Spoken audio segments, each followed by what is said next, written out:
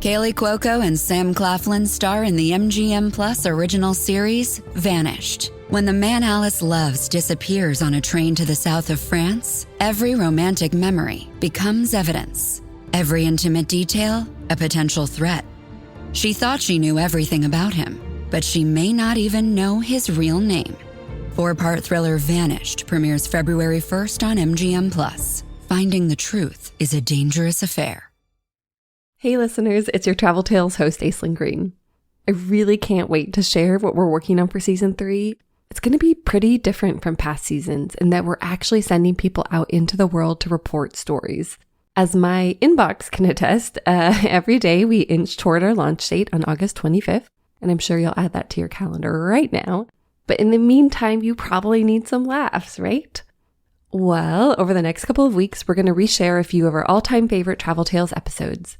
First up is the one that makes me crack up from start to finish. Comedian Michelle Buteau's story of getting stood up in Paris at age 19. It's so good. We don't usually do this, but here's a little behind the scenes info about the episode. Recording it was kind of like being in a mini stand-up special with an audience of 2. Michelle can just riff and riff and riff and make you laugh for like 2 hours straight. Anyhow, I won't drag this out anymore other than to say, if you like this episode, and I'm sure you will, you can listen to Michelle's advice podcast, Adulting, which is back after a 2-year hiatus. We'll share a link to it in our show notes. Okay, here's Michelle. Enjoy! So my trip to Paris doesn't start in Paris. I met one of my best friends, Cynthia, in Miami in college, and we became fast friends. We were both in a TV production class where we were the only 2 girls in a sea of boys, and all those boys wore a lot of black t-shirts and just wanted to be like the next Spielberg. Boring, basic. And Cynthia and I, we just wanted to produce fun content and be cute and popular. And so right away, I was like, wow, we gonna be good friends. P.S. We're still friends to this day, by the way. We both had jobs while we were going to school. I worked at the mall in retail, and she worked at a bank. It's very important to have friends in your life that are good at math and have all the red lollipops. So when Cynthia and I got our first income tax check, we were like, we should take a trip. And we went to Cancun. That's right, honey. We spent our whole check and stayed at one hotel that was all-inclusive. And I'm just like, we have these pink bracelets and we get to eat eggs and drink tequila. This is how real women do stuff. We were 19, but I'm like, this is how I want to do things all the time. So we decided, you know what? We're going to take trips. We're going to be those. We're going to see the world. We're going to wear the same cool pair of Levi's button-down jeans and go to all the little vintage shops and buy shirts that smell like 1967 and rent a bike and just do our thing. That's right. We look like 2 little Lisa Bonets and Lenny Kravitz. I was the Lenny Kravitz because I have the broader shoulders. Our next trip, we went to Spain. And you know what? That was an interesting trip for me because I didn't really feel connected to the people of Spain. They sort of looked at me like, what in the Washington Heights is going on? Truly, I'd walk down the street and people's faces looked at me and I could see their faces thinking like, what is this big titty Puerto Rican American that doesn't even speak Spanish doing here? I mean, yes, I have big titties. No, I'm not Puerto Rican. Yes, I do look Puerto Rican because I'm light-skinned. Why? Because of colonialism. What, is that too soon? Sorry, Spain. Okay, look. I should have learned some Spanish, some basic Spanish before I went there, but they don't even really speak Spanish. They speak Catalan, right? So it wouldn't even matter. Okay, it would matter because I do love orange juice, and naranja is really hard to say when you're hungover. But Cynthia speaks fluent Spanish, so it was really fun to be with her. Did I mention that she had the red lollipops? And I will say, Cynthia and I felt very exotic. I mean, we would get every nationality except for the ones that we actually are, but we just went with it. And we were just hooking up with boys left and right, writing poetry, going to parks, kicking balls, playing flutes, doing all this stuff. Having mate tea out of like a weird teeny tiny coconut with a metal straw that tasted like tuberculosis. How do they drink that stuff? Finally, we were cute and popular. One night, we met these French guys in Spain. You know, they're cool and laid back and dirty, but not too dirty. You know, just a dollop of dirty. A dollop of do ya, you know? Like, they definitely haven't washed your jeans in a while, but you know they look like they definitely had a home with a bed that had sheets on it. My guy, Pierre, was taller and had dark hair, and he sort of looked like Joaquin Phoenix and Leo DiCaprio had a baby, but also an Indian mom. I don't know. Is that what gypsies look like? I can't describe it any other way because he also had like these piercing green eyes and very olive skin. He kind of looked like that chick on the cover of National Geographic. You get it. I want to say his name was Pierre. I can't really remember. I want to say Cynthia's dude was Etienne. Again, did I just watch The Beach? I did. It's a nice French name, what can I say? But back to Pierre. He was so skinny, he looked like he was cold all the time, and my body was a Tempur-Pedic mattress he was ready to lay on. He had a very big Adam's apple, but I didn't even know that because he had a scarf around it all the time. And I remember when he took that scarf off and I saw that Adam's apple, I said, oh, I feel tempted. This is some First Testament. Is my name Eve? And I just remember looking up and seeing his Adam's apple, and every time he swallowed, it moved. I was like, this is so adult. Pierre and Etienne became our vacation boyfriends that week. We'd hold hands and ride bikes and whisper sweet nothings into each other's ear, and Pierre definitely needed to clean his ears. When we were getting ready to leave, we realized that we were going to miss each other. We're like, we have to see each other again, you know? This could be true love. And this was before MySpace and Facebook, so truly the only way to stay in touch with someone was by writing a letter and then strapping that letter to a pigeon or a three-eyed raven. Those were your choices. And so when Cynthia and I came back from Spain, we just looked at each other and we're like, are those our French boyfriends? Are we going to have French citizenship? Are we going to move to Paris and figure out how to make bread and just, ride the metro with a little baguette under our arms? Like, who are we going to be? Am I going to be the big titty Amélie? Maybe. During that semester, we couldn't stop thinking about them. And mind you, I can't even really remember their names right now. I'm sure it's Pierre and Etienne. Why wouldn't it be? But I realize now you always have a vacation version of yourself when you meet someone, But I didn't know that back then. I really thought these guys were our Prince Charming. They would always get the next round and, oh my God, just again whisper these French nothings in my ear. And they were probably saying like, I just ordered a beer. I have to go to the bathroom. I don't know what they were saying. All I know is that it sounded very good. And so Cynthia and I became pen pals with Pierre and Etienne. Cynthia and I actually wrote them in French. We would try to figure out what to say together. And imagine crafting a whole letter to somebody that you've met for like 5 days in another country. It was really hard work. And then Cynthia and I would walk that letter to the post office, wait in line to buy stamps because there's no machine to buy stamps from. This was an old school kind of love. This was our Bronx tale. Pierre and Etienne would write us back, and they always said the perfect things. If we missed them, they missed us more. If we were thinking about them, they were thinking about us all the time. And then finally, Pierre, whatever his name was like, do you and Cynthia want to come see us? We have to see each other again. My heart can't go on. I was like, what in the Titanic is going on? And I looked at Cynthia. I'm like, we have no money. How are we going to get to Paris? What should we do? And then she looked at me and she's like, oh, we got to get money. So like I said, Cynthia and I were going to school for TV production, and a lot of people would check cameras out and other equipment to shoot stuff for homework. But we would take our cameras out and shoot little videos for little Argentinian bands or Haitian rappers in South Beach. And we would put together a video and present it as homework, but also sell the video, so we made money. We had our own little low-budget production company called De Leon Productions. That's right, honey. We found the money to go to Paris. We were like Jennifer Lopez in The Hustler, but without the six-pack and the pole. So now that we have the money, we have to buy a ticket to go to Paris. And mind you, Paris was way more expensive than Spain for whatever reason. And I knew early on that I could not do a connecting flight. Like, I cannot be traveling for 27 hours, okay? Because I'm going to be like James Franco in that movie and cut my arm off and start eating it. So I went to a travel company, like a whole actual place that has paper tickets and brochures. I know this sounds like 1972, but just go with me because I age well.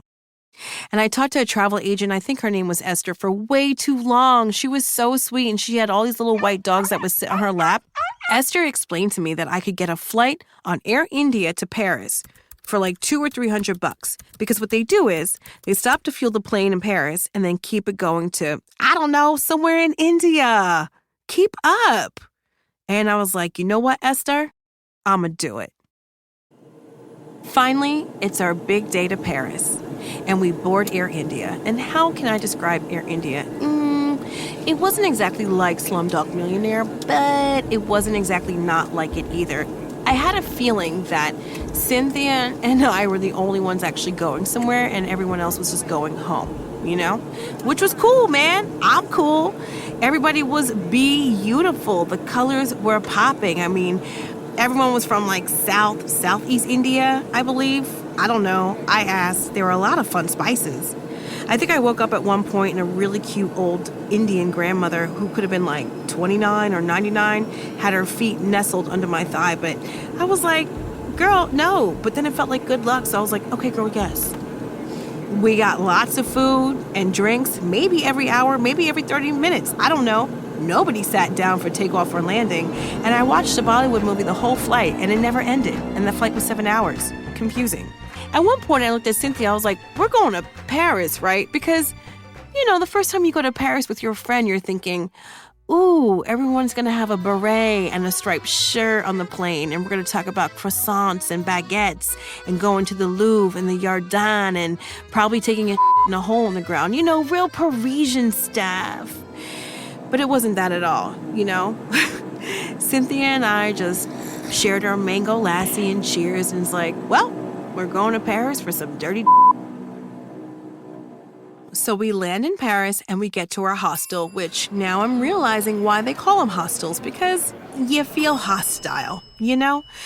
It looked like an episode of Orange is the New Black. I'm like, are these rooms because you're punishing me? What is going on? We had to upgrade to have our own toilet. But mind you, there was no sink, just a toilet. So that was fun. So Cynthia and I unpacked. We found some naranja in Paris, and we got this really long phone number on a piece of paper from the boys, and we could not wait to call Pierre and Etienne. The phone number must have been like 17 digits. I'm like, is this a phone number, or are we like unlocking a vault at a bank? Confusing. We tried to call them on a public payphone. Wouldn't go through.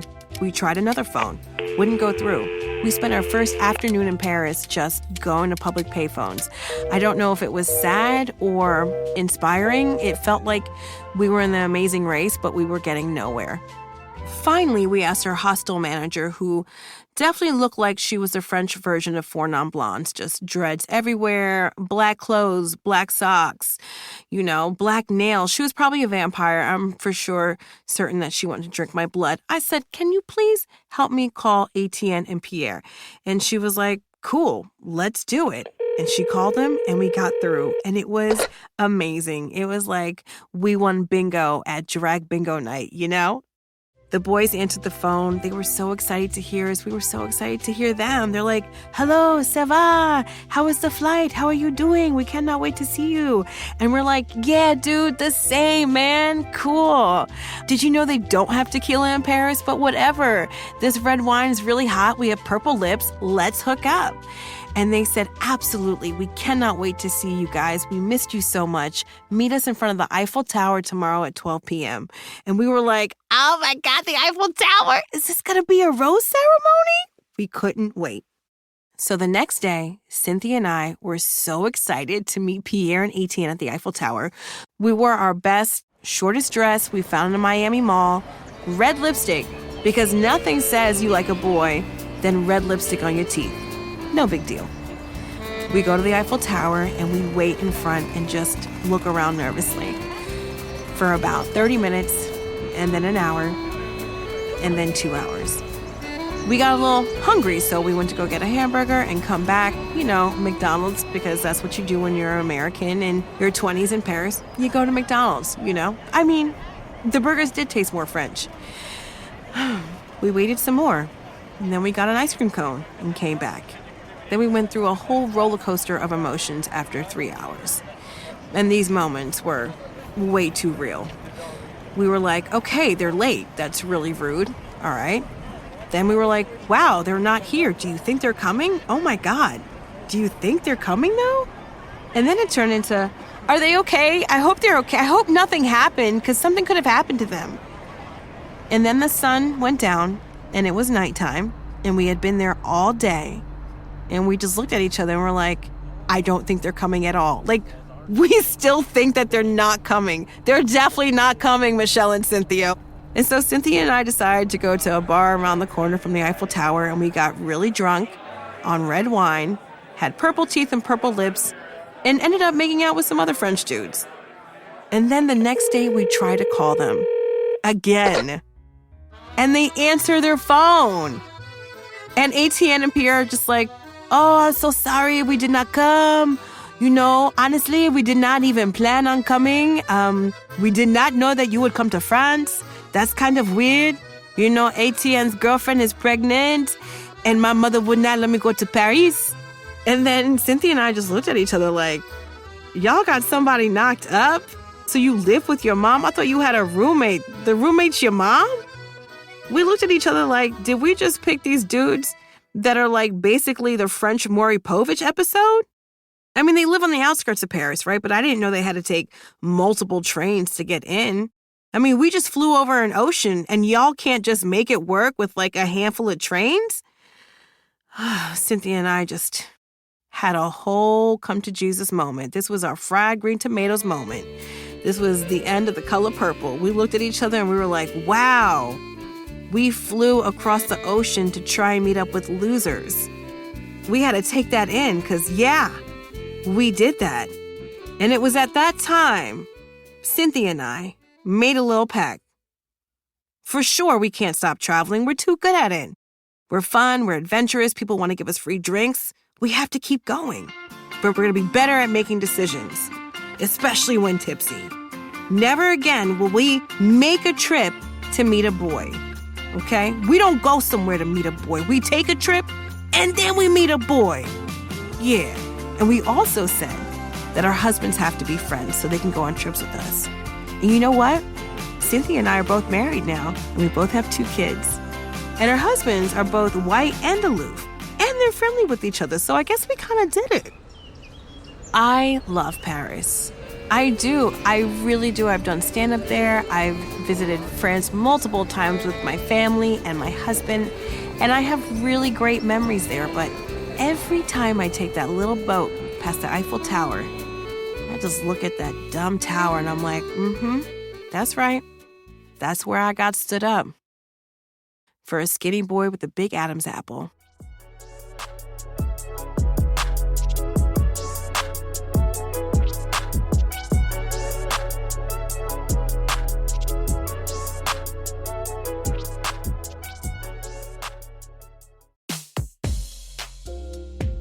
That was Michelle Buteau.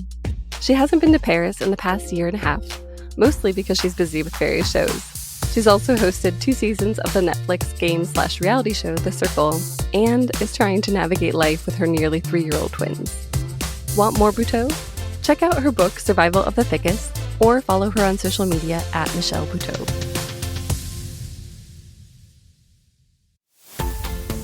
Finally, it's time for Tiny Travel Tales, when we hand over the mic to our listeners. Now we'll hear from Louise Trotter from Halifax, Nova Scotia.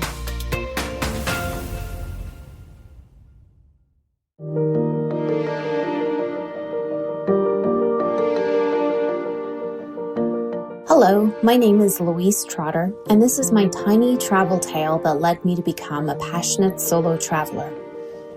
My decision to travel on my own on a trip to Wales wasn't a choice to experience solo travel, as it was a circumstance of my 15-year marriage ending. The type of ending that comes as a complete surprise. And never in my life did I see that coming, type of blow your socks off, life-altering ending. And I wasn't worried about the traveling alone part, but I was worried about the feeling lonely part. I had felt lonely often since my marriage ended, and wasn't sure how I would fare in those moments being lonely and alone in another country. So I decided to plan my vacation itinerary like I'd never planned anything before, minimizing downtime to minimize potential lonely time. On the 5th day of my travels, my schedule was particularly ambitious, and it wasn't until I was being ushered out of Pembroke Castle, because it was closing time that I realized it was late in the day. But my schedule was not complete, and next on my itinerary I had planned a visit to St. Govan's Chapel. St. Govan was a 6th century hermit who established the cell for himself on what was described as a lonely spot within the cliffs that was rebuilt as a small chapel in the 13th century.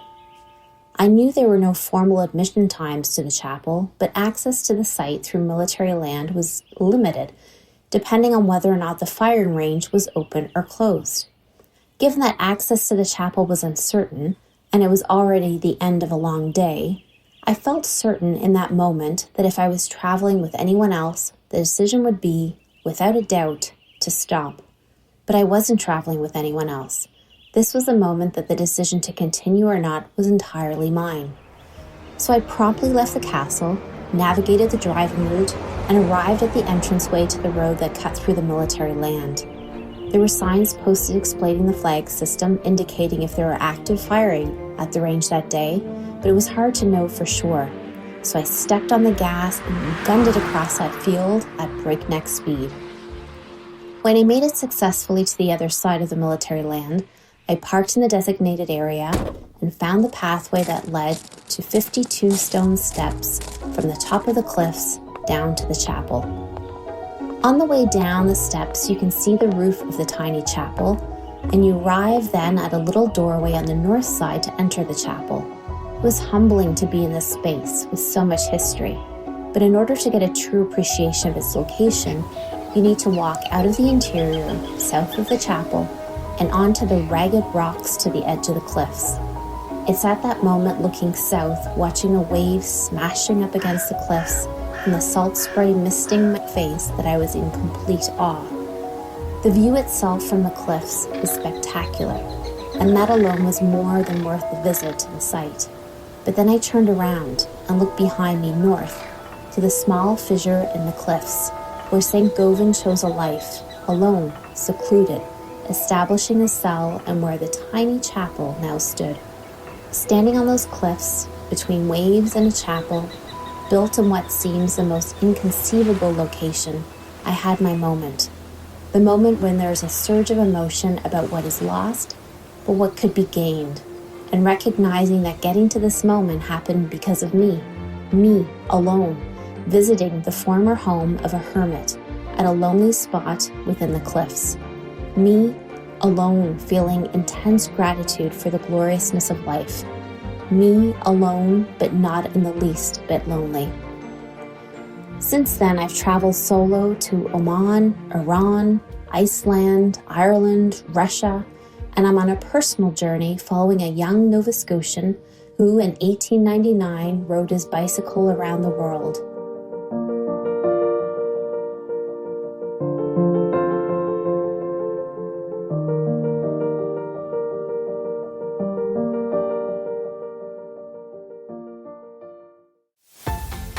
That was listener Louise Trotter. Up next on her solo journey, she's retracing in stages the route of a young Nova Scotian named Carl who rode his bicycle around the world in 1899. In September, Louise will complete part of Carl's journey in North America.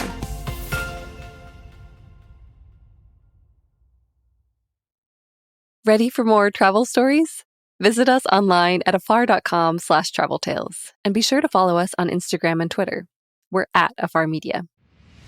If you enjoyed today's adventure, we hope you'll come back next week for more great stories. Subscribing makes this easy. You can find us on Apple Podcasts, Spotify, or your favorite podcast platform. And please be sure to rate and review us. It helps other travelers find the show. This has been Travel Tales, a production of Afar Media and Boom Integrated. Our podcast is produced by Aislinn Green, Adrian Glover, and Robin Lai. Post-production was by John Marshall Media staff Jen Grossman and Clint Rhodes. Music composition by Alan Kresha. And a special thanks to Laura Redman, Irene Wang, Angela Johnston, and Nina Gainsler-Debs. I'm Aislinn Green, your semi-impatient travel-ready host. I can't wait to hit the road again and again. As we begin to explore the world once more, remember that travel begins the moment we walk out our front door.